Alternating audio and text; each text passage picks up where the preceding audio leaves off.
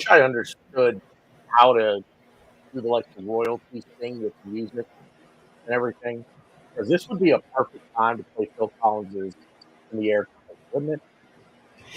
Well, I don't know why you don't just go into that, hey, I have a ratty beard commercial right away, and then we can just start talking. I don't know, because I feel like because there's a break, like it's not clean. You know what I mean? Because it's video, it's not clean. So I always like to come in and say something first, and then play the video. Like I'm going to. All right, no problem, Spielberg. I'm just throwing in my 2 cents.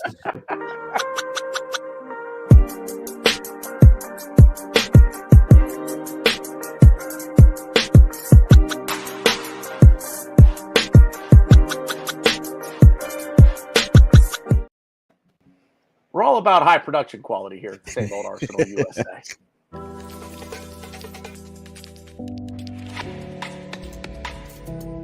West Cork Beard Company make beard oil and beard balm for a strong, healthy, great-looking beard.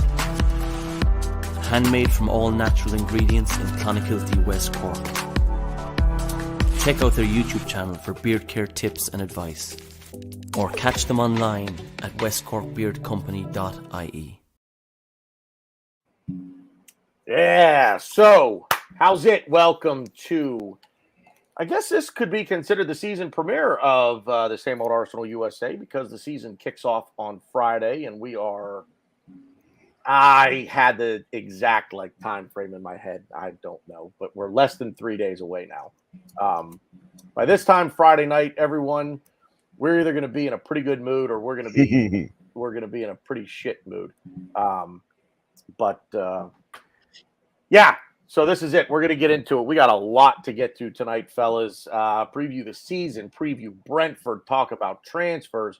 Oh, by the way, the one thing that our Arsenal are really good at, apparently, is putting out new kits. So if they could just do a new kit every week, and if we could get judged on it or put up a poll about whose kit is better, I mean, we'd have the second invincible season in Premier League history, but sadly it doesn't work that way. So let's go around the horn. Ryan, how are you? Good to see you again. You gotta stop making this a habit. I'm good. I'm surprised I didn't bring it up on our other show. I'm excited for our third kit. I think it is dope. I think it's probably our best looking kit. I couldn't tell you the last kit where I wasn't so I know it looks like people say it looks like a television screen, like when it's when it's not working. I'm too young for this. What is it when a television stops working? It has the zzz, the I don't know. I don't know. I love it. Are you going to spend 7 minutes talking about the third kit now? I should. I honestly I should, because I like it so much. You made me snort. And first of all, I'm excited, Tanner, because you told me you were going to tell me who you were going to get in your third kit, which you have to tell me. And I know I said this on multiple shows. I wanted to get Elneny, but I don't know. There's so many choices. I'm slowly, I feel like, falling for Lokonga. It's strange. It took me on a couple hot dates, and I'm ready to commit. But yeah, I'm excited for the new kit. I'm excited for the new season. I'm excited to talk to you, lovely gents. All right, so that didn't take too long, Glenn. How are you? I'm fine. I don't give two craps about the kits. They're not getting a dime from me until they spend some money in the transfer market. But otherwise, I'm fine. Good. Stan, good to see you, sir. How are you? Yeah, mate. Yeah, I'm good. We've all moved in now into our new place, and I just want to give a little shout out to my mum. And my mum does watch these on playbacks, and hopefully when you're watching this, mum, you're feeling better and you're out of hospital and everything's well. So just a little shout out to my mum there in Cyprus. Hi, Mama Stan. Mama Stan, get better soon. Please, please, please. We're all thinking about you here. I'll try to keep it PG-13. I promise. I'll try. Yeah. Yes. She's used to it now, Ryan. Yeah. A year in. I mean, she knows what to expect at this point. Just so there's no confusion with anyone in the chat, this is not a do-rag. It's a hat. I'm wearing it backwards. Wait, I have to. Okay. I'm wearing it backwards. That when I saw you earlier, I was thinking, we've gone all hood. Yeah. See, Stan, I don't know if I'm allowed to comment on that or not. You know what I mean? Like, no, you can't. I don't know. Like, am I going to get canceled if I make a comment on it or what? But, Probably.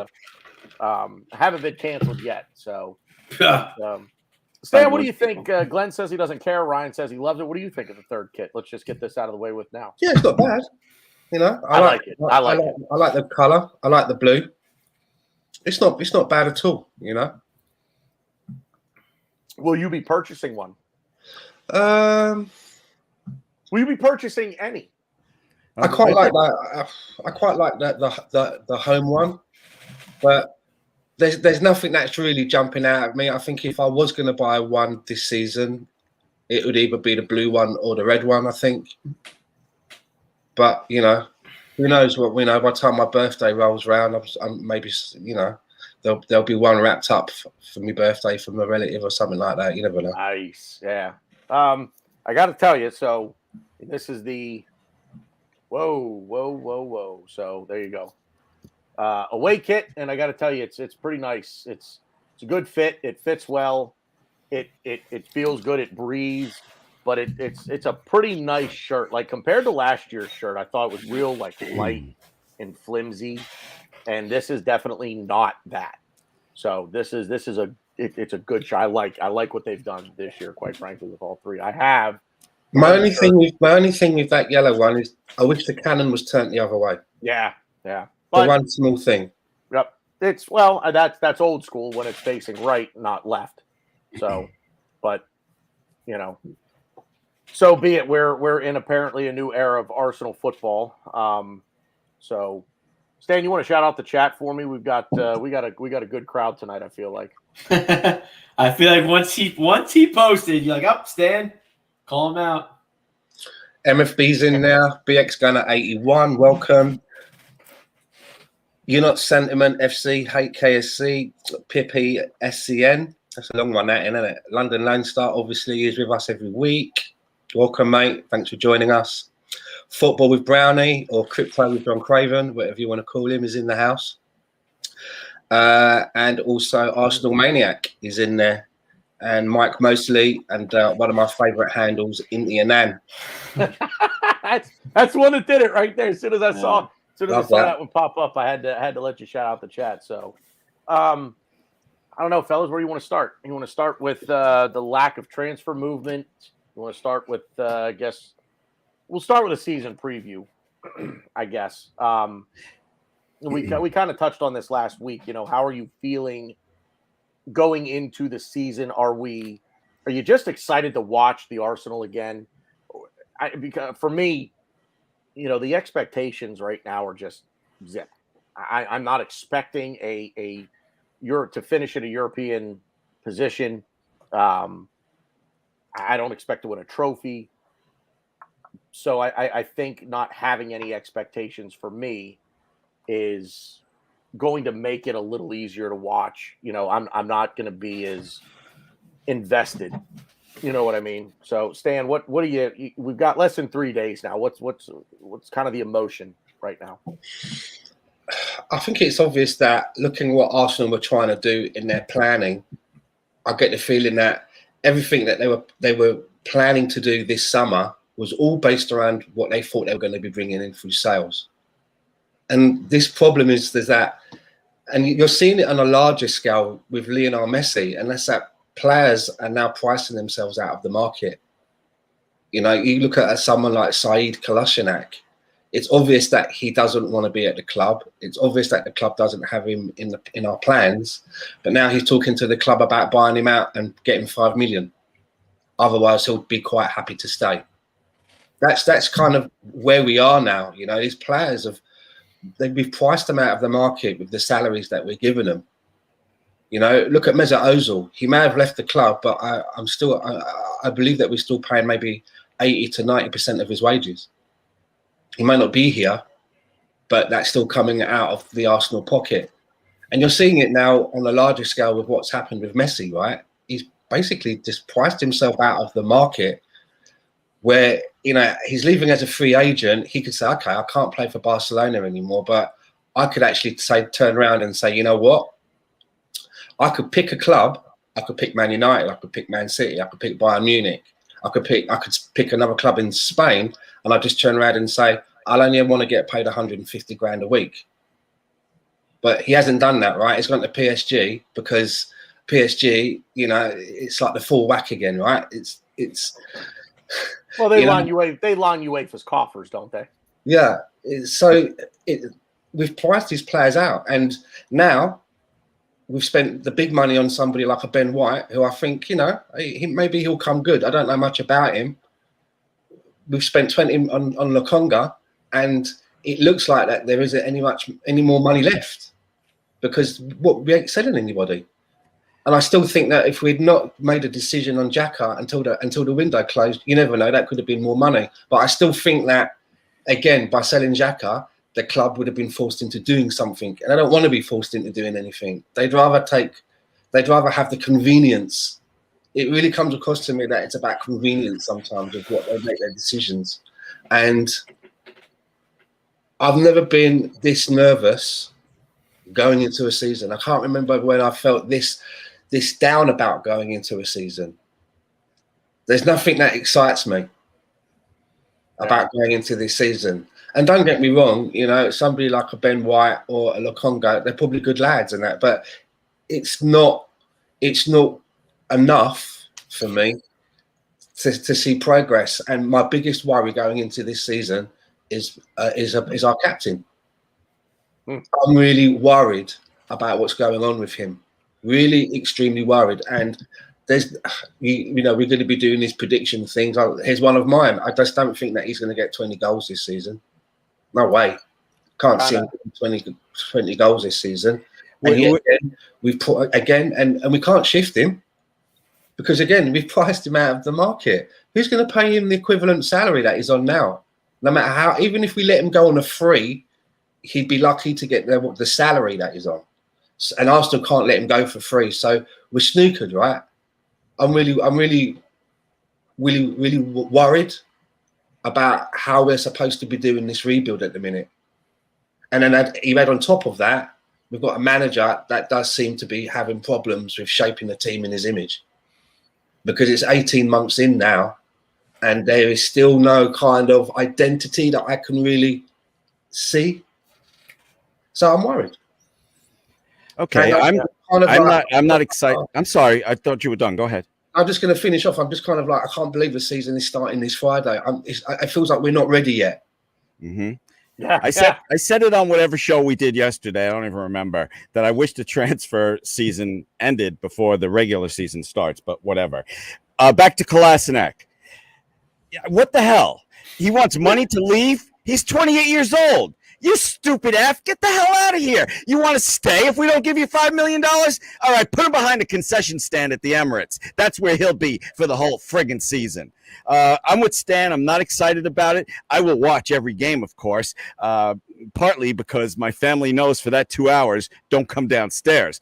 But otherwise, I'm not excited. I will watch every game, but I think a lot of people, like Ryan, are setting themselves up for a huge letdown because the team as is right now, I don't see any better than 8th place. So, Ryan?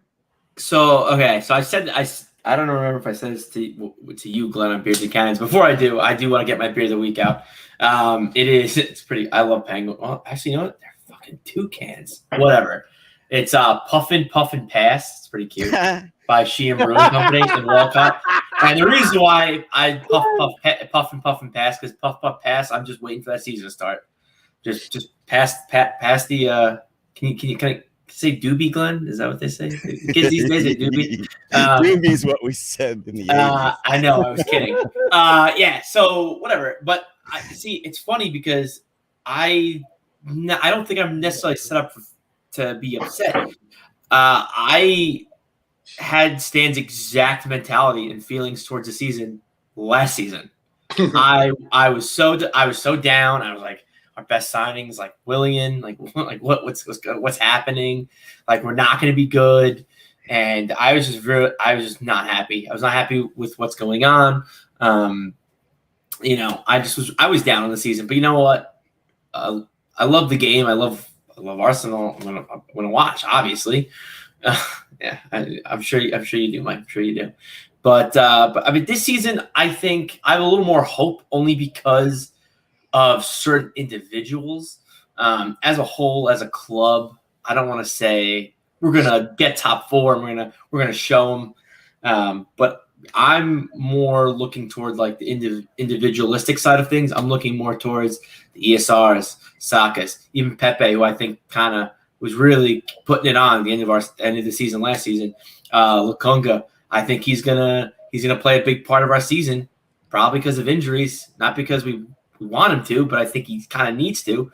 But I think he's had, again, preseasons don't mean much, but I think he's had a really good preseason. I'm excited for what I see. You know, being the club captain of Anderlecht at 21 is nothing to scoff about. They're one of the biggest clubs in Belgium. So, I mean, you could argue how big the Belgian soccer league is, or football league is, but I think that's quite the achievement at 21 years of age. And, you know, I'm excited. I'm excited for certain players. But as a team, as getting 3 points, as seeing Arsenal on the standings, I'm probably with Stan and Glenn on this one, and it's upsetting. And I guess going back to my puff and pass, I'm passing to you guys because I'm waiting for this transfer window to end, because I do think that we are going to sign somebody for more money than Ben White, and I do think we are going to get rid of. I guess that's kind of one of my bold statements, maybe. I don't know. But I also think that we are going to get rid of some of this dead wood that we can't get rid of. Not all of it, but I think there will be some players being sold the last week of the transfer window from Arsenal. Can I just add one thing to that? I saw that Ramsdale wasn't even on the bench for their game the other day. If we spend that Joe Willock money on Ramsdale, because it's not cup tied. Oh.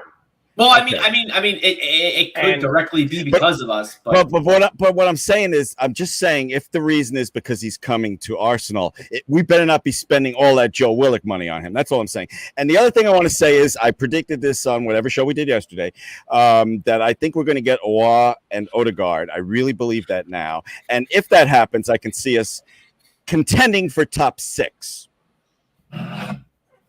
It's like, I look at, you know, I'm like a lot of people. I read what's going on, all the snippets and that. You know, it's like I read one thing, and it's the top of Mikel Arteta's list. You know, is Martin Odegaard. That's his number 1 priority. And then I click on something else, and then it's Mikel Arteta's number 1 priority is James Maddison. You know, and then you read another thing, and it's like Arsenal have put a bid in that Juventus are really happy with for Lautaro Martinez, and then you read another one, and it's like they've not put a bid in, but they've done personal terms with the player, which are quite sizable. And I'm just like, I just don't know what it's all just a load of mishmash now, you know. And I don't know what to believe anymore, you know, because the next click, it just contradicts the previous story. So I'm still gonna, you know, it's not. When does the actual window shut? What's the date? August 31st. Sorry, August 31st. Okay, so there's, you know, I'm disappointed where we are up to now.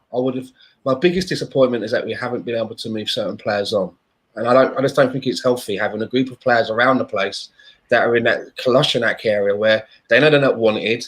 There's an issue about money. They're talking to the club about being bought out. The club's dragging their heels. There's that dragging around. Yet they've got to come into training every day, and they're mixing with other players that we want to see succeed and come good.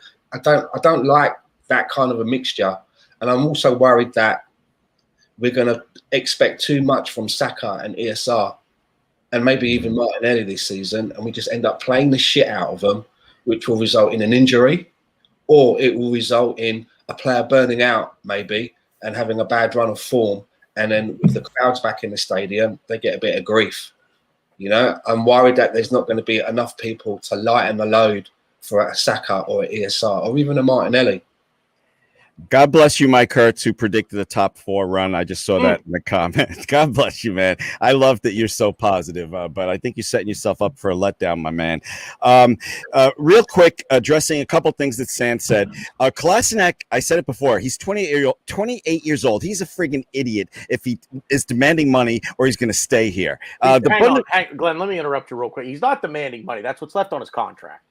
So this isn't, he wants $5 million. So that's what he's owed. He has a contract. If they want to terminate the contract, they have to pay it off. and that's what he's owed. So if you want him to leave, if you want him gone, it's the same thing with Mesut Ozil.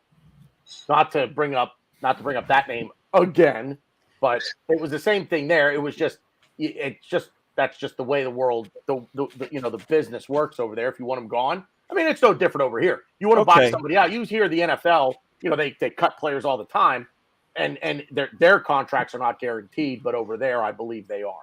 Okay, so, I stand corrected. Just one other thing. He's basically inviting the club to say, you don't have to come to work anymore. We got no plans for you. And by the way, here's all the money that you would have earned up until your contract. I just wanted to comment on one other thing that the Silhouette of Stan said, which is you were talking about what's his name? I'm sorry, I made myself laugh. Keep smoking those doobies, Glenn. Come on. I haven't done that for 2 hours, but I am on the last hour of my 5-hour energy. Stan, Madison, as far as that goes, 2 days ago, Brendan Rodgers said, nobody's even told me that Arsenal's made an offer. They would tell me if someone made an offer for him. Right. So I don't believe any of that crap. Yeah, I mean, Arteta's the same thing about Willock. Willock's my player. I have big Arteta's a shyster. Stan had the best description of him. You can't give Arteta crap and then not give Brendan Rodgers the same crap. And again, who knows? Madison could be staying, so it might be null and void. But managers are supposed to give a song and dance. You got to be like, oh, he's my player. You can't say anything until the contract's signed. I'm sure with Xhaka, he probably had 1 foot in Rome.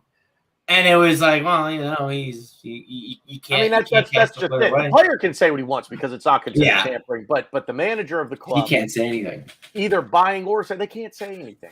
If you can't throw your player under the bus, we want to sell Kolasinac. That's not a secret. But Arteta can't come out and say, yes, we're actively trying to sell him, because the first thing it does is it wrecks his ability to come in and actually. I mean, he is a professional footballer, so it wrecks his ability to be able to come in and train with the team the way that he should. But the second thing it does, and Ryan just did it, it tanks his value. You come out and say, we want to get rid of this guy, and then somebody's going to come in and be like, I'll give you a bag of balls for him. Meanwhile, Messi leaves on a free freaking transfer to PSG. I'm sorry. I'm just sick of it. I want to talk about that real quick. Is football dead, man? I mean, look at the team that PSG have assembled and the money that they've spent. Now they got Donnarumma on a free. They got Messi on a free. All right. I don't know what Donnarumma's wages are. Messi's wages are rumored to be significantly lower than what they were at Barcelona. I mean, he milked that club dry. They're literally at a point right now where they want. I think it's something like 40 million a year. So at Barcelona, it was over 100 a year. Plus, there were these really high. There was a loyalty bonus, and so another bonus, which was really a signing on bonus, which was I think was 91 million when you sign a contract. Signing on fee. I mean, they may as well just give him the team. They may as well just be like, you know what? Here's Barcelona players. Here's Football Club de Barcelona. Sorry, Mikey. I know that was really bad. I saw a tweet the other day that said if Pochettino doesn't win everything with that team, he should not be allowed to manage anywhere ever again. I mean, I have respect for PSG. They were one of the clubs that were not in for that Super League shit. So I have some respect for them. They would have been. I mean, if it would have gone through, they would have. They were what were there? There were 5. No, how many were 12? There were 12 originally. PSG was going to be one of the next 5, or one of the next 3 rather, to make that 15 that was going to be there all the time. They were going to be there, and they're the same thing as City. They're run as Glenn so eloquently calls it. They're run by an oil country. They're owned by an oil country. Is this ruining football? Seeing Messi go. I think it's just a down period because of the whole COVID thing. Once things get back to normal or semi-normal, and they're all raking in the cash from us supporters, that just love football, I think things will go back to normal. Tommy Abraham, what did he go for? 50 million is what he's.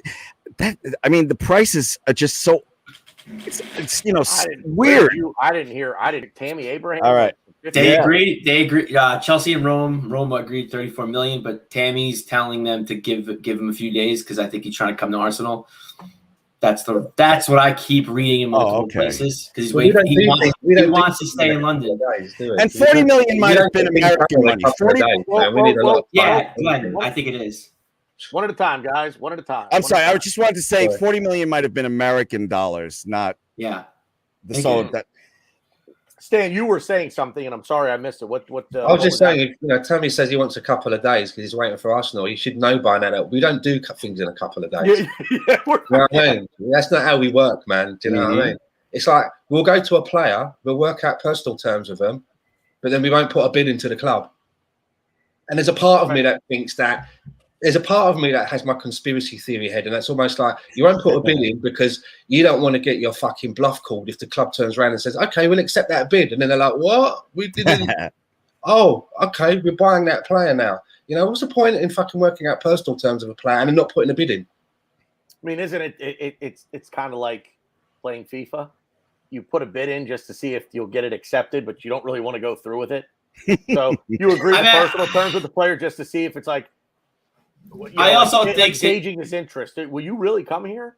Here's what we'll offer you. Like, will you really come here? And he's like, yeah, sure. Yeah, I'd love to come here. And he's like, gotcha.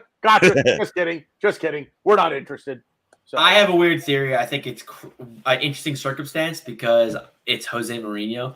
I think he hates Arsenal. So I think he undercut us with Xhaka. He's trying to take Tammy Abraham from us. Not saying we're in for him, but there's links to him. And he's a former player. Yeah, he used to coach Tammy Abraham. So I think that there's a lot of hoopla going around, and I think that Jose is at the center of it. And I think he's just kind of testing Arsenal a little bit and trying to poke the bear. Although we're not really a bear. We're more like a cub that sat in the XL bed and, I don't know, like Goldilocks story. I don't know what I'm talking about. But I don't know because I think Jose's got an ego on him, and he's gonna throw his weight around, and we're really not in a position to really like, all right, cool, you want to do that? I mean, Roma's not either. Roma's not in a position to really throw money at certain players. I do think Tammy Abraham greatly improves them, but yeah, it's upsetting that they couldn't put more money toward Xhaka. But again, I think it's because of Jose Mourinho. Had any other manager been there, I think Xhaka would be in Rome right now as we speak. I wanted to just I saw the Ramsdale comment here, and I need to get this out there. Sheffield United, he didn't play because they didn't want him to be cup tied. In case they did something, yeah. But they played Carlisle United. Sheffield United did, and I have a soft spot in my heart for Carlisle United, little plucky League 2 side, way up north. But anyway, I just needed to get that out. And the one thing I do want to say, because we're done, hopefully we're done with this messy PSG talk. The best thing to come of that was I got to see Mustafi photoshopped on a PSG Oh my kid. God, that made my day. I'm excited about that. Hopefully, Messi. Hopefully, Messi, Mustafi. I don't know how you can combine those, but hopefully, Messi can recruit Mustafi. Mustafi. Hopefully, Mustafi can get recruited to PSG and be in a shirt too. That would make the ultimate FIFA team. That's for sure. Yeah. The Messi thing, it just, like I said, for me, it's like this is like the Yankees of the mid-90s. And yeah, that might upset you a little bit for me to say that. I think you're a Yankees fan. But, Yankees suck. It just back there. Let's go Mets. But that's what this is. And when you think about it, everybody said the only two teams in the world that could really legitimately afford him are Manchester City and Paris. Do the other clubs, and I'm going to include Arsenal in this. Hell, I'm not even going to call them the scum. I'll call them Tottenham Hotspur right now for the sake of this. You finally did it. You said you would never do it on the show. I know. Ring the bell, everybody. He did it. I got through the first season, so that counts. I guess. But some of these, put Aston Villa in that category. You could put West Ham in this category. Everton. Can you not band together and go to UEFA somehow, some way, and say, you guys, you've got to put in place, because financial fair play, let's face it, those are just three words that they picked out of the air, put them together. Go Nobody knows what financial fair play is. It's like macroeconomics. Nobody understands macroeconomics. Nobody understands financial fair play. Nobody knows what it is. The people that came up with it at UEFA don't know what it is. You'd go up to them and be like, hey, you created financial fair play, right? Yeah. Explain it to me. Hot dogs. Squirrel. That's what it would be. That would be their answer. They need, there's got to be some sort of a salary cap. Somehow, some way, we've got to figure out how to reel in this spending because otherwise it's just, you may as well just let Manchester City and PSG just go play each other. Just, you know what? Travel the world, play each other in different venues all over the place. Play a game in the Arctic fucking Circle for all I care. But, you know, travel the world and you two just play each other all the time. You're the two biggest teams. You're the two best teams. You're the two most expensive teams or richest teams, whatever you want to say. And yeah, does FFP even exist anymore after Manchester City sicked the best lawyers in the world on them? While you were talking, I put in FFP on Google and I got fresh frozen plasma. So I don't think it even exists anymore. I'm not even joking. I'm not even joking. I feel like Glenn's on the black market all of a sudden. Fresh frozen plasma? No, I'm just saying, while you were talking, you know, I'm thinking, yeah, Manchester City pretty much killed FFP. Let me see, you know, someone explain it to me. So I put in FFP on my stupid phone and it came up fresh frozen plasma. All I'm saying is it doesn't matter. All right. And that's a problem. Manchester City gets away with it. Everyone else is going to get away with it. I can't give rules to one of my kids, but not to the other. It's no. If everybody, but they have to level the playing field. Somehow, the playing field has to be leveled here somehow, right?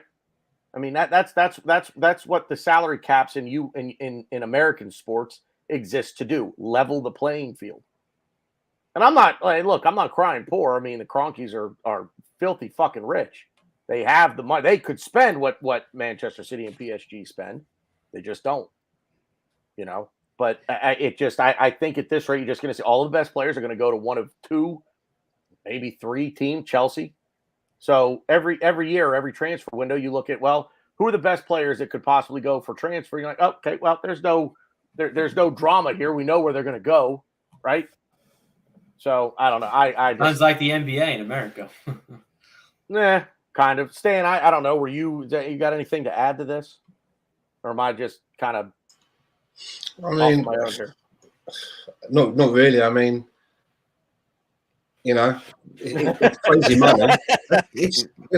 It's crazy money, right? It's easy for us to kind of sit there and say, well, you know, you could go anywhere and take less money. But I mean, maybe if you was in that situation and someone was willing to pay that money for your services. I mean, I think when he's at Barcelona, I think he was either getting paid or the new contract meant he was going to get $1 million a week, 1 million a week. I mean, look, it sounds crazy, man, but. Look, you know, I don't know how to solve the problem. I'm not a math scientist, but I can tell you that I know Forbes listed Kroenke as the third richest Premier League owner. They did the most wealthy sports owners in the world, and he's third in the Premier League. And he doesn't invest into his own team, what he calls one of his crown jewels. You know, that just adds to my frustration. You know, and I don't understand why guys like Mike and Ryan can be so freaking up about our chances this season. What have I said that makes me? Oh, wait. I'm sorry. I said that by reflex. You did correct yourself. I apologize. I take that back. Right. Mike hurts. So yeah, we do actually kick off the season on Friday, and we do it at the new Brentford Community Stadium against a newly promoted Brentford. They were the final team to earn promotion through the championship playoff. And Stan, I'm going to start with you. Forget the season as a whole. How are you feeling going into just this match against Brentford? I'm nervous. I don't care if it was Brentford or Man City. I'm nervous about our next football match. And you should be. I'm just going by what I saw in the pre-season. And I know that pre-season are friendlies, but it wasn't even like, you know, we were winning games 4-2 or losing a game, you know, like 3-2. There was nothing. I mean, Aubameyang didn't score in the pre-season. There's nothing that Do you know what I'm getting at? There was nothing that I saw that I think I can see that we're going to be taking in to the first game of the season. And, you know, the crowd is going to be back in the – there's going to be fans now. Fans are going to be in stadiums. And it's going to be very telling if – I mean, I hate it when Arsenal lose, but for me, if you're going to lose, it's about the manner of the loss. So, you know, if we're going to lose – to a newly promoted team, again, it's going to be the manner of the loss, right? If I'm seeing like players just walking around and, you know, leaving big gaps and these, you know, the personal errors that, you know, the individual errors that we've seen so many times causing, you know, a penalty and a red card and all this sort of stuff, then there's no progress. There is no progress. So I can't believe that I'm nervous going into a game against a newly promoted team. I am. Yeah, I don't blame you. As I said at the beginning, it doesn't matter who it would have been, who our first opponent is. I'm incredibly nervous because I'm worried about how we're playing football at the moment. Yeah, because it's for me, it's the same as last year. You know, we could win or lose to or draw to anybody, and you know, I can tell you right now, I think we're going to beat Brentford, and I think half of the Arsenal fan base on social media will be cheering like we're going to make a top 4 run. You know, based on that. So. Yeah, Ryan, what do you think? I just, again, talked to us earlier. I think it's just interesting because playing Brentford is kind of the same way we started last season, playing Fulham. Both teams that won their championship playoff to the last team put in. So, you know, technically they're technically, you know, bottom dwellers coming in, but you know, I don't think I'm definitely not nervous because of the way we played. I'm nervous because I don't know who Arteta is going to choose. I don't know who his 11 is. His 11 has more times than not left me head scratching. And, you know, still playing against a Brentford team, I know I'm always guilty of saying this. Most 11s that we put out on Friday should beat Brentford. But again, you don't know what you're going to get with this club. You don't know what you're going to get with this team. I do think we're going to win. You know, I think we're gonna show flashes of what we can do and the potential we do have. But it's Brentford, and we need to, you know, taper our expectations a little bit and kind of just see. At least, again, this is just how I'm looking at it. I'm looking at it very individualistic, and I'm looking at the players, certain players like Saka, ESR, even Pepe, just the growth that they've done.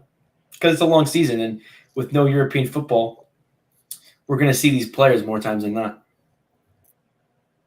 So you're feeling good about BG Brownie has a question for you because you've been over the pond a few times. No, he asked Stan. He says, Stan, have you ever been? Oh, Stan. I'm sorry. Man can't even read. No, I'm just kidding. Shut up. Are we even now? Back in, he can answer that. But I'm sorry, BG. Go ahead. Sorry. You're fine. I'm just gonna. So Ryan, you're feeling pretty good about facing Brentford, or you're.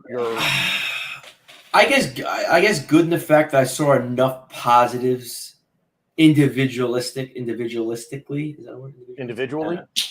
Probably. There you go. Calls me high. Well, yeah. I mean, but puff and pass. That's what I'm doing.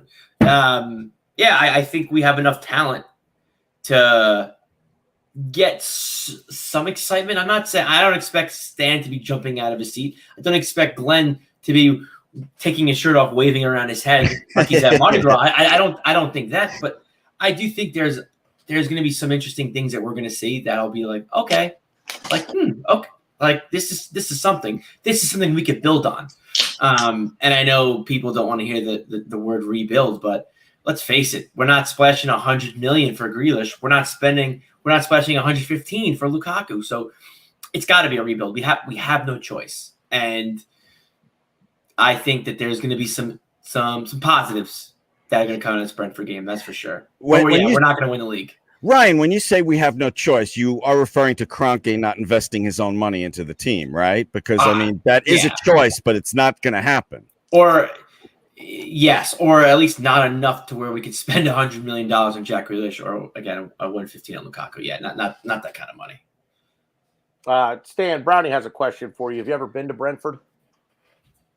Not to the stadium, not for a game or anything. I've been to the area. I've been past the stadium, but I've never been to a match there, no.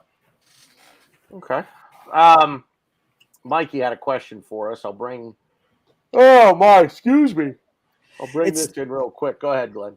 It's just so frustrating that Chelsea would have taken 3 days to get Lukaku, and it's just so frustrating to me. And I try to not be like a total dick about it because I know there's a lot of fans just looking forward to the season. They don't want to hear all this negative talk.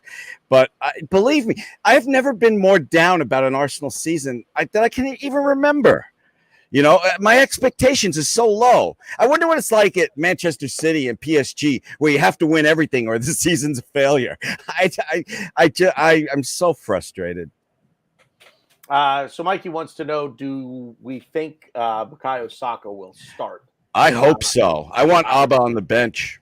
I would say yes, and Aubameyang does not start. Stan, what do you say? Yeah, I think he'll try to put out what he thinks maybe his best team is, and maybe there's even an argument that he shouldn't be starting the game, right? I don't know. I mean, they're the ones that are going to be assessing him in training to see whether he's had enough rest or not. So, in actual fact, depending on where he's going to start, I definitely think that left-hand side is going to be starting with Aubameyang. So it will depend on whether he has Pepe on the right or whether he starts Saka on the right. So I'll answer it this way. I think that the left-hand side slot is definitely going to be starting with Aubameyang there, with Lacazette playing as our number 9. Yeah, I'm with DJ Ash. Saka is going to start. Is Arteta? I know what you said, BG, is true. He goes by how they are in training, but I'd rather have Aubameyang coming off the bench, and I'll be very disappointed if Saka doesn't start. Yeah, Ryan. Yeah, I agree with Glenn, but what did he get? Only 30 minutes against Tottenham, so I don't know. I could definitely see. I could see him not starting. I could see Aubameyang on the left, Pepe on the right. Starting Saka against Brentford.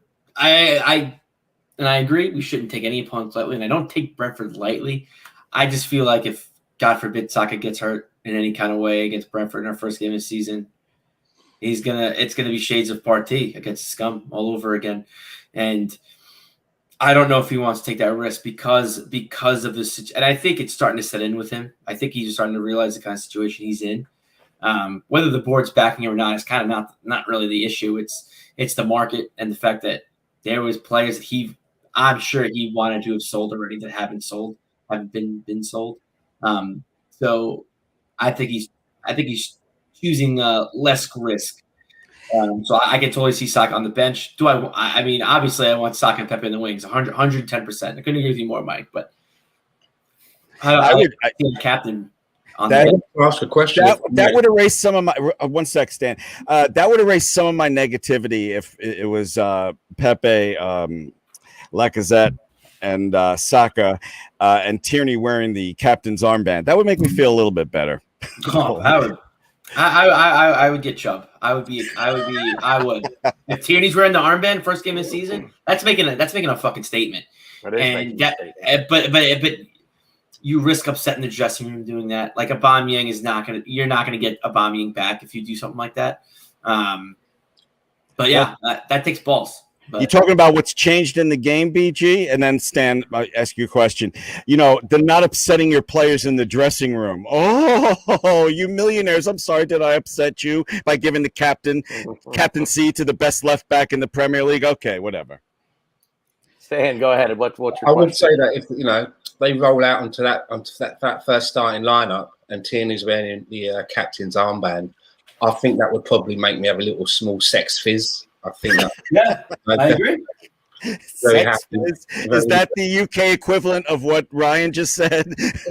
Like, look, you see this? My nip's a little hard just by talking about it. I didn't. I'm not looking. My eyes are closed. The question I wanted to ask everybody, chat box as well, is and now that we've gone into the realms of talking about starting lineups, and considering if we're going to go with a formation with a 2 in the midfield as the deep 2, and Obviously, now that Thomas Partey's not going to be playing, you're going to think that definitely one of those spots is going to be taken up by Xhaka.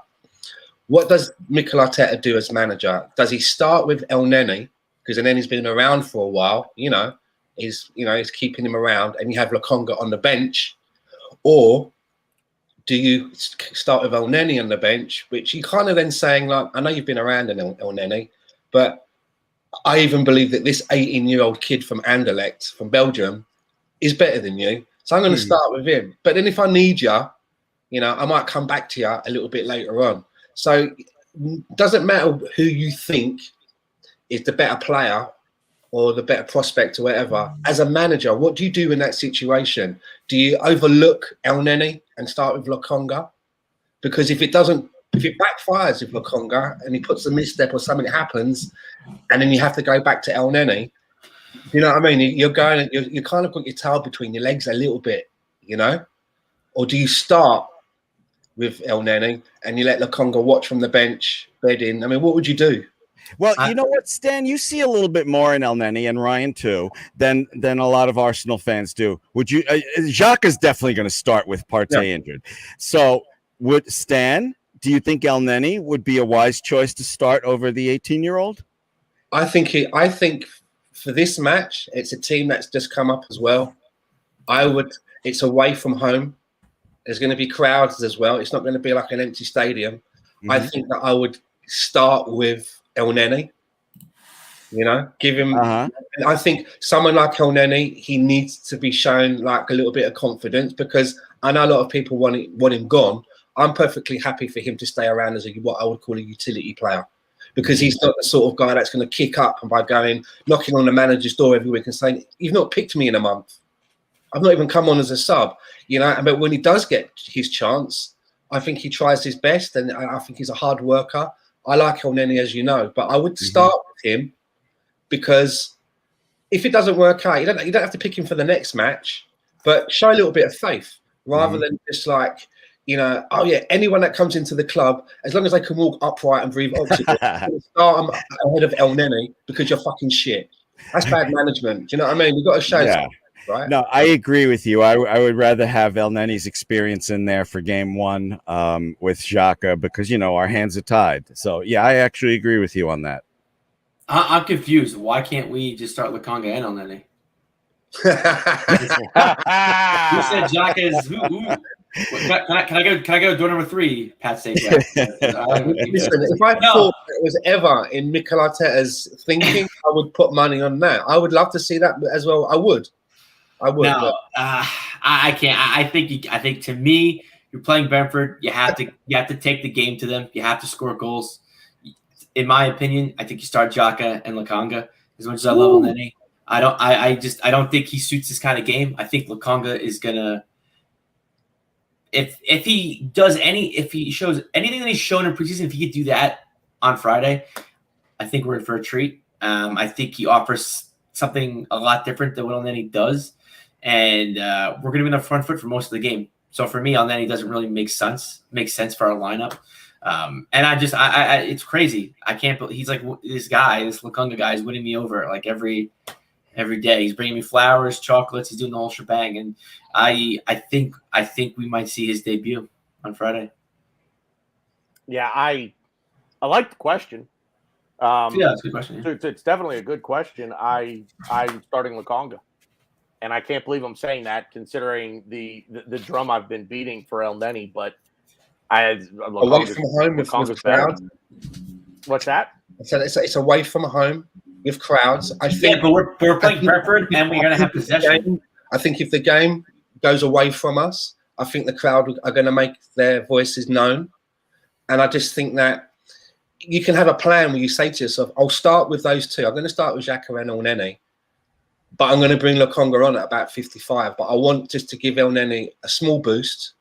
I don't have to stick with Elneny, but I would like to start with the experience. Let's try and have a bit of, let's settle it a little bit. First game of the season, Last thing you want to do is you put Lokonga in, and he just the whistle goes, and he just goes running up to the fucking first Brentford player and just goes in studs up, just fucking eat them. Do you know what I mean? Just yeah, just like I can see that. You know what I mean? So let's just I don't want I'd rather. a knee-jerk thing. But then again, you look at Gabriel Megalegs, right?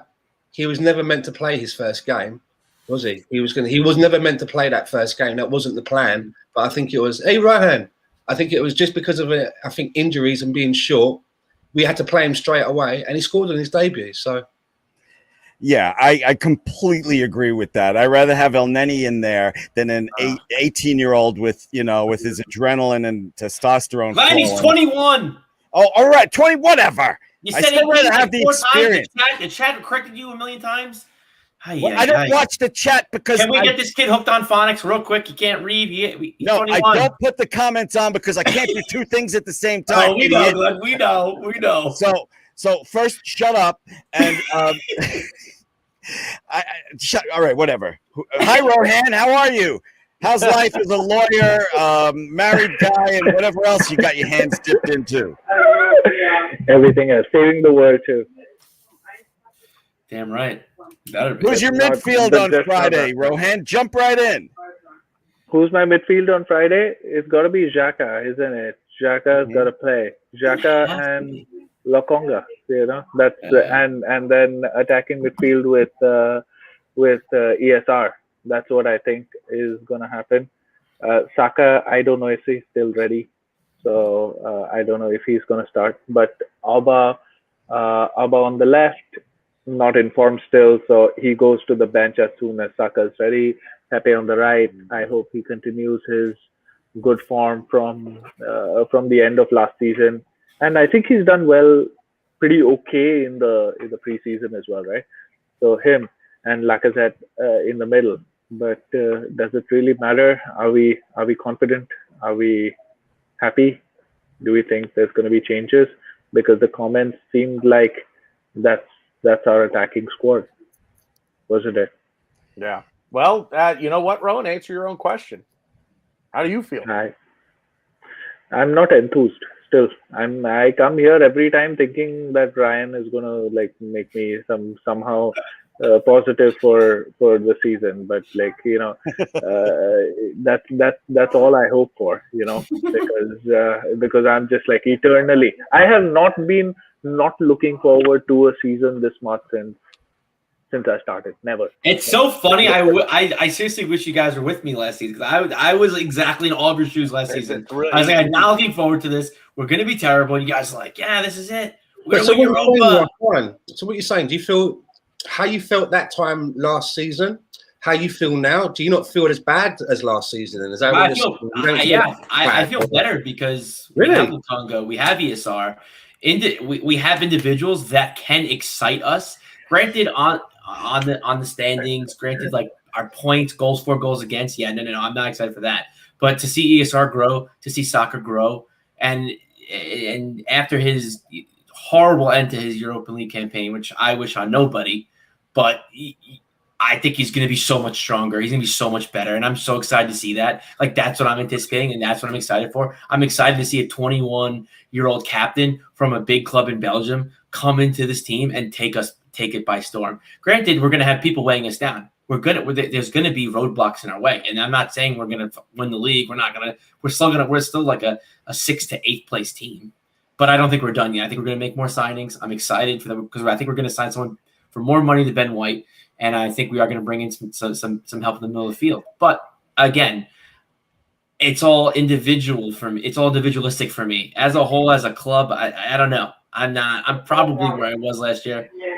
How do you balance it, Ryan? I'm sorry. Go ahead, Rohan. The rumor mill doesn't have me excited, so I don't know what they're gonna turn up with. And this is typical Arsenal, right? By the time the window is shut, we're already 2-3 games into the season, and we're already playing catch up, right? Second game, third game, difficult game, City and Chelsea. And we're already playing catch up after that. So what's the point of write off after write off every season after season, just writing it off, just chasing, just the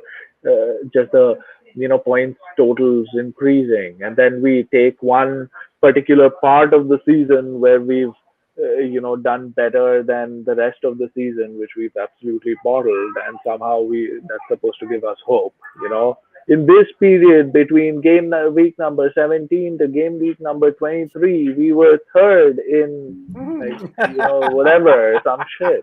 Like, nobody cares, man. Yeah, I don't know how you balance it, Ryan. If we play like last year, but you're like as excited about the kids like a guy in a trench coat at a playground. I don't understand. You got chubby for the kids, baby.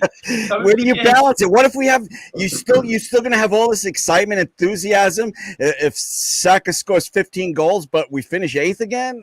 I don't get it. No, yeah, I will because I can just yell at Jaka and blame Jaka. It's easy. It's very easy. Here's the thing, I right? don't think you underestimate me. Go ahead, Stan.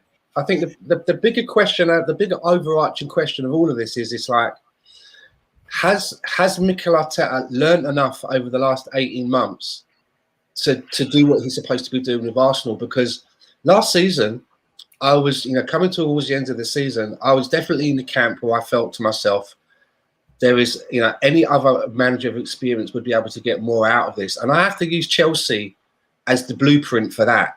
And the kind of the backup to my argument here, because Frank Lampard came in, he's a club legend for Chelsea. Was it all-time or third all-time high scorer or whatever it is? They gave him the keys to the fucking transfer market. He spent a lot of money on players, and for whatever reason, they underperformed, right? And again, you could mirror that with Arsenal and saying, well, surely this team should be able to be doing a little bit better than it is. But they were very decisive at Chelsea. They thought, hold on a minute, we can't let the rot set in here. With this team should be able to do better. Lo and behold, they put in an experienced manager. They were in the Champions League. And I think that cannot be, you cannot ignore that. You can't pretend it didn't fucking happen. And I'm just worried that it doesn't matter if you're going to spend 50 million on the centre-back, or whatever you're going to do, or 77 million on the Lautaro Martinez. If you're going to make decisions that when you get to a fucking semi-final, and it's probably one of the biggest games in the club's history to go through to a European final, you're going to take your captain who's on 300 bags a week, sit him on the bench, and then play a false nine with a young kid out of the academy. I don't fucking get that. I'm sorry. That should have been your plan B. If you're telling me that Aubameyang weren't fit, he shouldn't have been on the bench. If he's on the bench, he's fit enough to play. Start him. Start it how you should have been doing it. And then if he's fucking crippled and you've got no one else to bring on, then resort to that. And I just don't think that I'm concerned that Mikel Arteta hasn't progressed enough. And this barking from the sidelines now, I'm concerned that the players now are going to maybe start pretending that they can't hear him. I try to balance my frustration real quick, BG. I try to balance my frustration with there's 21 days left in the transfer market, and I honestly believe that we're going to get a couple of players. But then I go to what Rohan said, which is 100% true. All of a sudden, we're playing catch up because none of these people are going to come in for at least first 3 or 4 games, 5 games. Well, if we're playing catch up. If I may, the playing catch up just within the season, and I don't like ketchup, by the way. I'm not a ketchup guy. I prefer mustard. Oh, yeah, not a ketchup guy. Sorry, it popped into my head. I couldn't resist. Ketchup and mayonnaise is the best mayonnaise, man. Ketchup and mayonnaise. Anyway, I'm like sorry, it. I just threw up there. We're going to be, look, let's say that we got the players in that we wanted, but if it's Lautaro Martinez and James Maddison and Andre Onana as the backup goalkeeper and a new right back, I'm not even sure who it would be. You know what, Stan? I'll go with your favorite call and Yusuf Atal, if it would be him. But if we improved everywhere on the pitch that we wanted to improve, let's say we get Bruno Guimaraes from Lyon, to partner with Thomas Partey, or at least for the foreseeable future, it's Granit Xhaka. We're still playing catch up to City and Chelsea, and that's just the fact of it. They still are, even with the improvements we could make. They're still a better team than Arsenal are. We're going to be playing catch up regardless. So it's just I don't know that those signings would make enough of a difference for it to for it to make a difference, especially against City. Chelsea, look, I'll tell you, fans in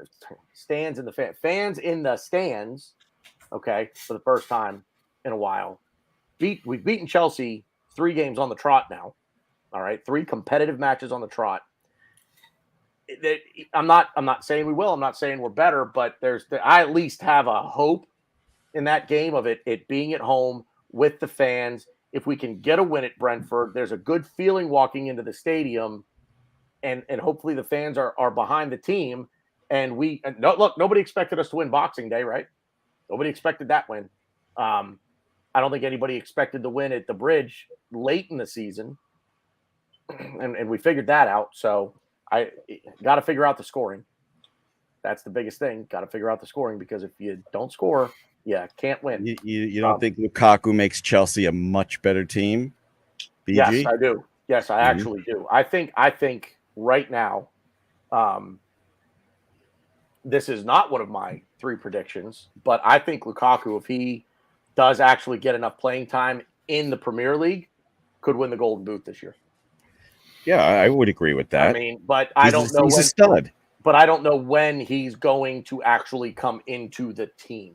I mean, he's still in Monaco right now, so I don't think he's playing this weekend. So who knows? And how he affects us. Whose TV do I hear? If he, All right, Rohan. if Lukaku is going to Chelsea, then we're not signing Martinez, right? Simple as. Right. Yeah.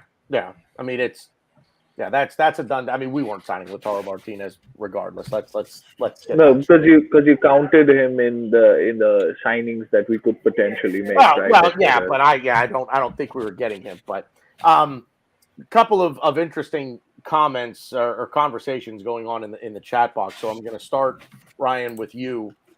At what point have you seen enough this season of Mikel Arteta to make a decision that he has to go?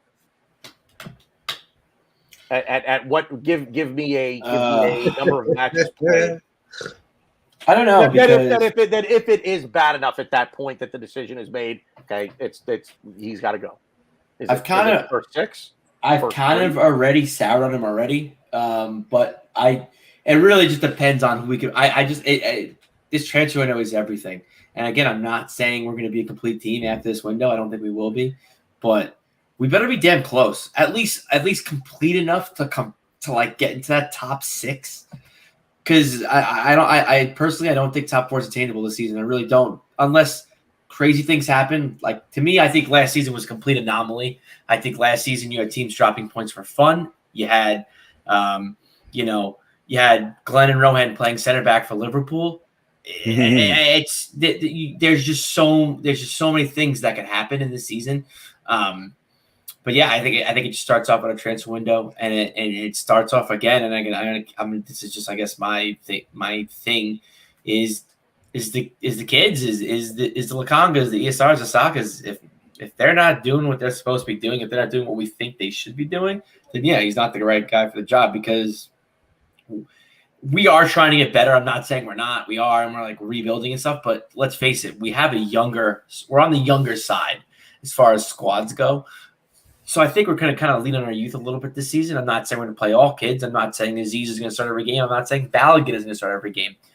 But I think that there's something in that, Saka is going to be a regular in the team. I think ESR will. I think even Lokonga is, and Pepe. So I think with that, I think you really have to monitor how they're progressing, how they're doing as individuals, to really have a reflection on Arteta. Now, will they carry Arteta? They might. They could very well do it. They did that at a lot of points this last season. But it's a very complex league. And as I started this, but I'm already kind of doubting Arteta. But I'm gonna. I don't know. If it was my choice, I would have respectfully already gotten rid of Arteta. But realizing it's if we had but the thing is, we need someone to come in. If we could bring someone in like Dan Potts said it, and I've said this name when we hired Emery. I didn't want Emery. I wanted Antonio Conte. I said I want Conte. I'm a big Antonio Conte guy. He was my guy I wanted to bring in. If someone like him is willing to come here, if we can get him signed up, then yeah.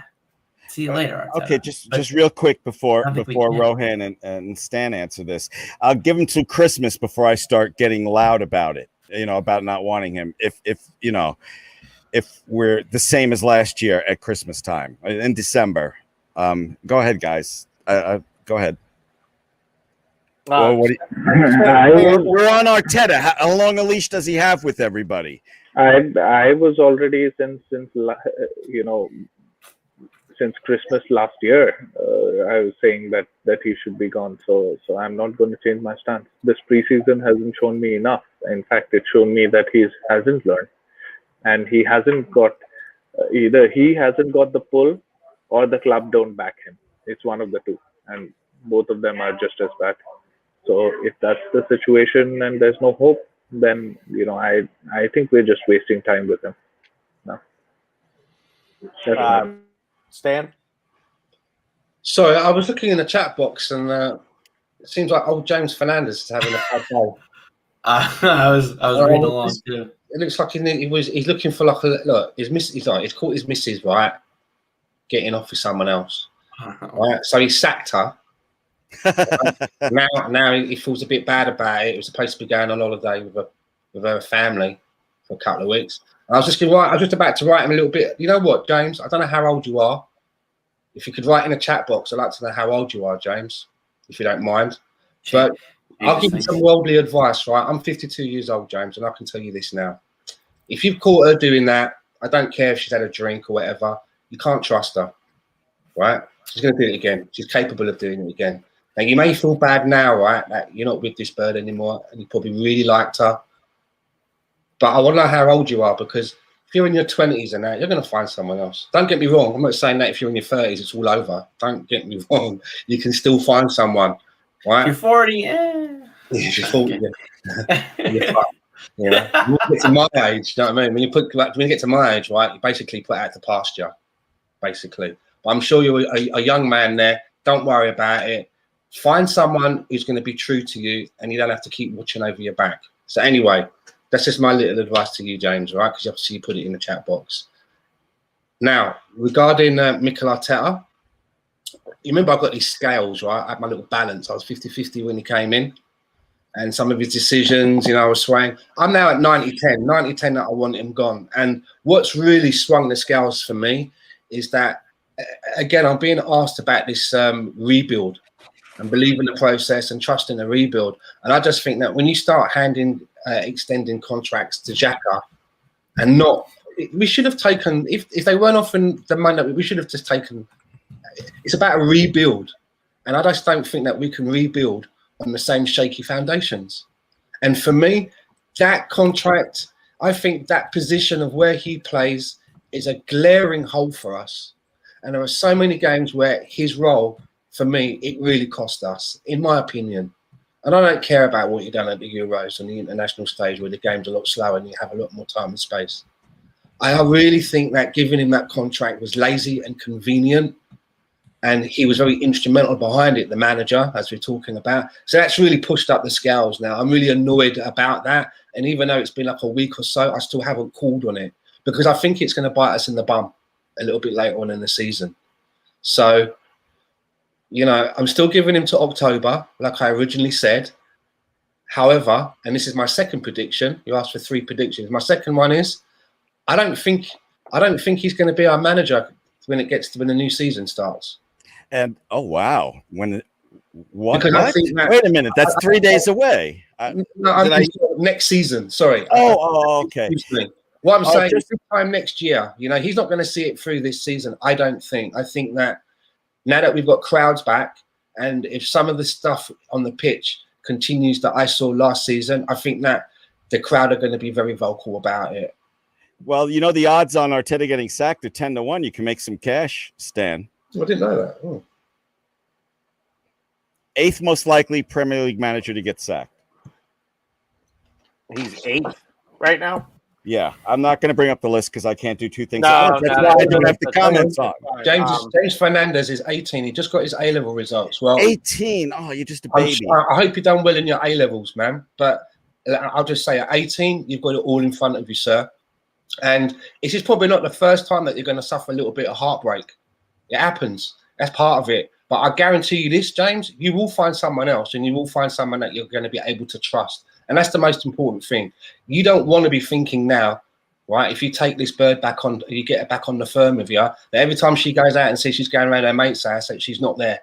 And you don't want to be that person that's going to be paranoid all night and constantly texting and that, because that just is not the way to go. Find someone else. You've done the right thing. You done the right. Yeah, and you could be like me, James. 20 years married, and it's like if my wife wanted to go cheat on me, I'd drive her there. So that's what you've got to look forward to, James. Yeah. And 50% of spouses cheat. Okay, back to football. Yeah, that's a fact. That's a fact. I'm with Stan on this. I think it's got to be October. And then you I thought we were talking about James. What? Well, that too. But no, with Mikel Arteta, it's October. I think the first 6 is too. I think that's too soon to judge because the window doesn't shut till the end of August. But I think come the end of September, you're going to have a pretty good idea as to what's going on. I think the biggest thing is going to be, are we scoring? Or are we, and I think it was Ryan that said, Bukayo Saka, ESR, are these young kids, are they progressing?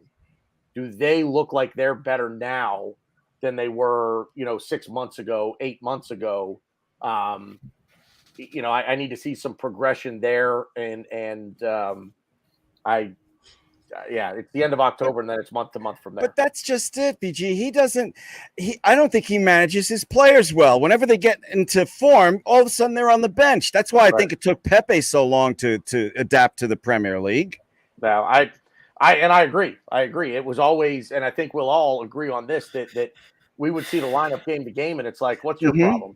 What do you? How many pregame shows did we do where we were all like, "What the hell is this?" I could be wrong here, but was there any player besides Pepe that took that treatment? Because I couldn't think of any. Maybe AMN, but AMN has had trouble getting in and out. He's been in and out of the squad for a while now. Rob Holding. Yeah. Rob Holding had to run 3 games and all of a sudden was dropped for no. I don't think he was as impactful as Pepe.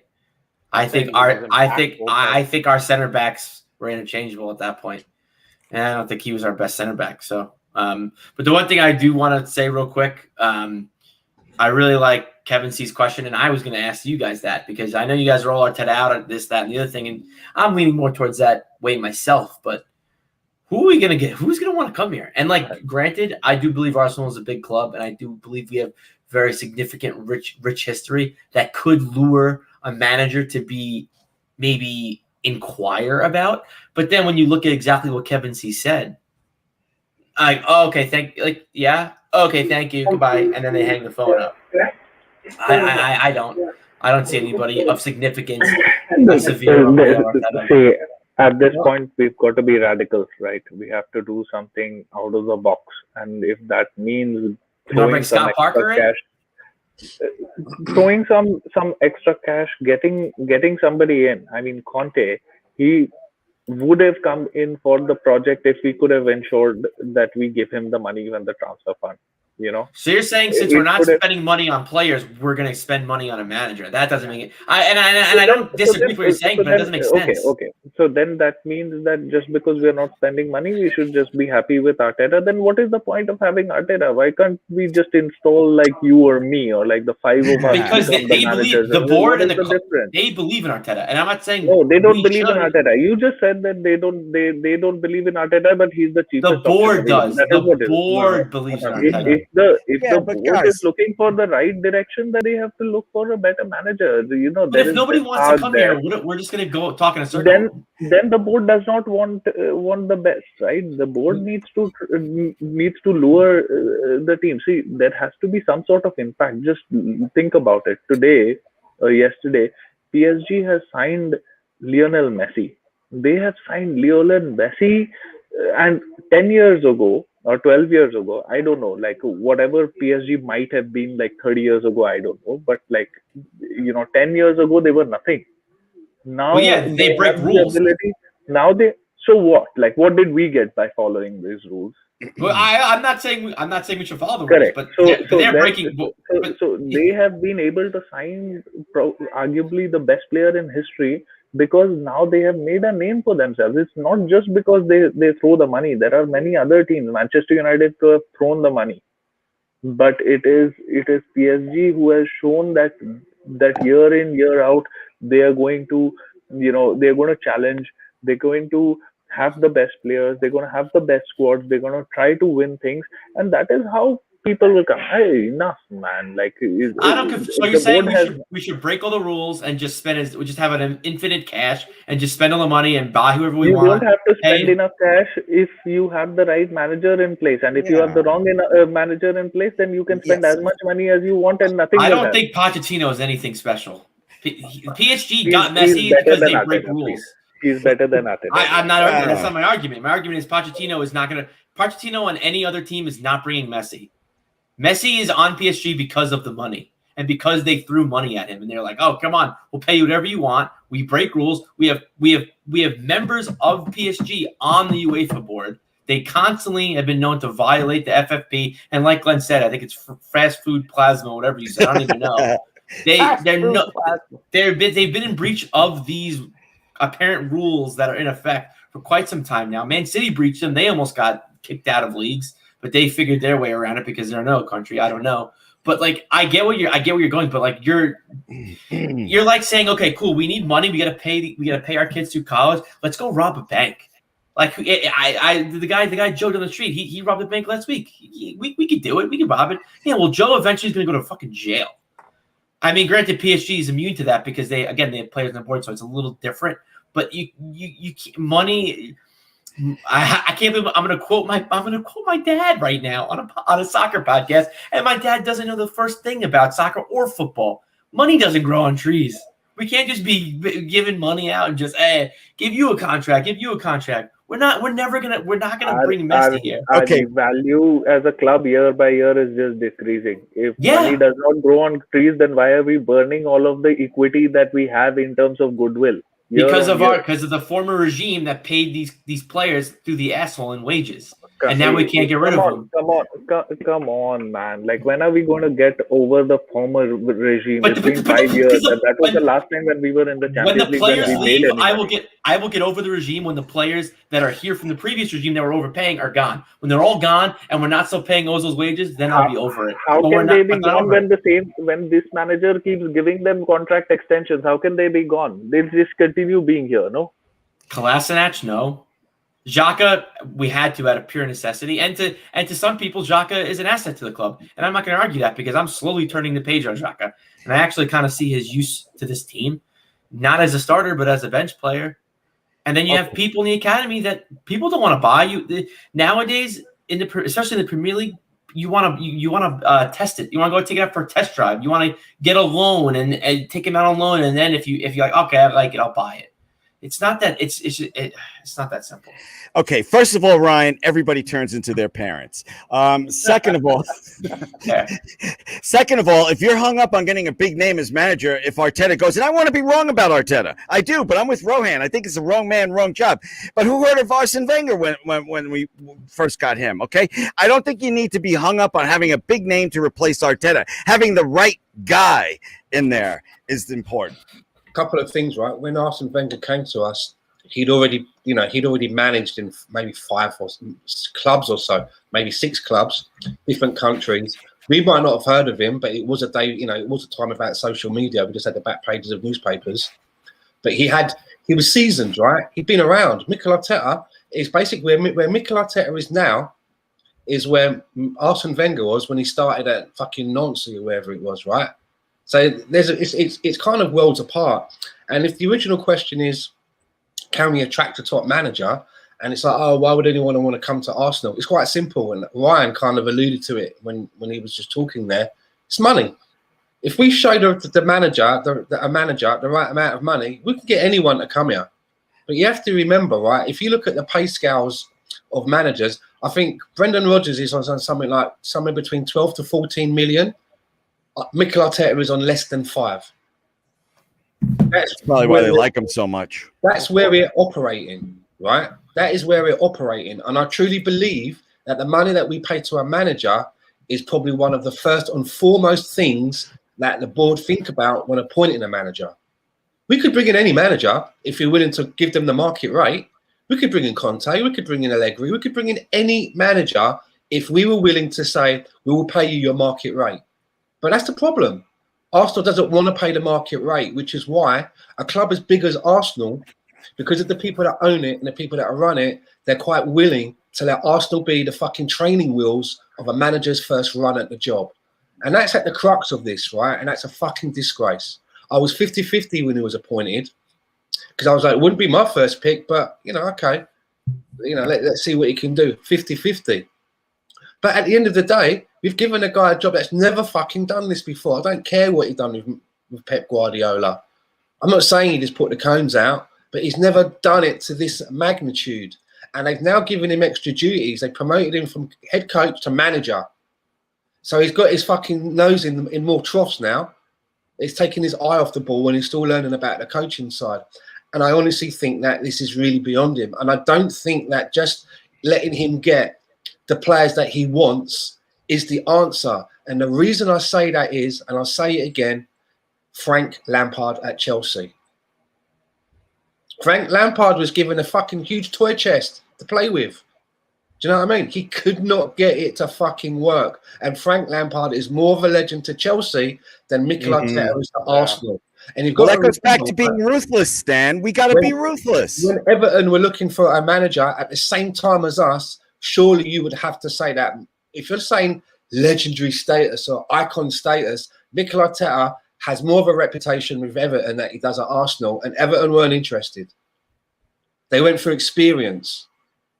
They went for Ancelotti. Whether that worked out or not is another conversation. However, they did not feel that Everton Football Club was the place to give somebody their fucking training wheels exercise. But we did. And that was all down to the pounds, shilling and pence that the board are willing to pay for a manager. That's how it works. That's how I honestly believe it works at Arsenal. We could bring in a Bielsa. Bielsa's on 4 million. So he's low. But some of the names that we think that should be managing Arsenal, we are not going to pay that. They're not going to pay that money. They're just not going to do it. All right. Spirit, I knew this was going to happen. We get really into it right at the very end as we need to knock off on same old Arsenal. So here's the deal, guys. We're going to continue the chat over on Bearded Gooner Media. Simply go into your YouTube search bar if you're not already subscribed. Okay. Lawrence, most of this squad wouldn't get into a game in a pub team that plays at Hackney Marshes on Sunday mornings. Yep. Thanks. Nice, Lawrence. Anyway, so switch over if you want to be with us to continue the conversation. We are done on Same Old Arsenal. We will be over on Bearded Gooner Media. You can switch over there. Thank you for everyone that has watched us on Same Old Arsenal. And if you're not switching over, please take care. We will see you next week. Hopefully talking about 3 points in the bank over Brentford. And do us a favour, if you're coming out of the door, can you drop us a like? But come over and join us on the Bearded Gooner. We're going to go on for a little bit longer, so come and join us. Yeah. Yes, please do. Got about another half hour left in us, so please join us over on Bearded Gooner Media. We will see you over there in just a moment. Thank you, everyone. Take care. Good footy talk on Same Old Arsenal. We'll see you out there.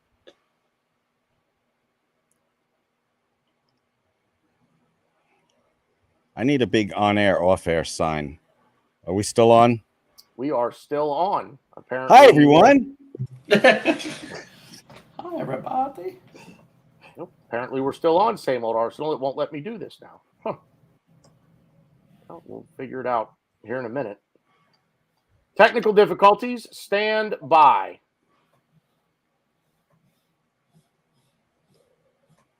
Well, I certainly hope you tell me what to do. Don't do anything. Don't do Smile. anything. On camera, smile. Don't do anything, Glenn. You used to be able to. Rohan, I'm afraid to tweet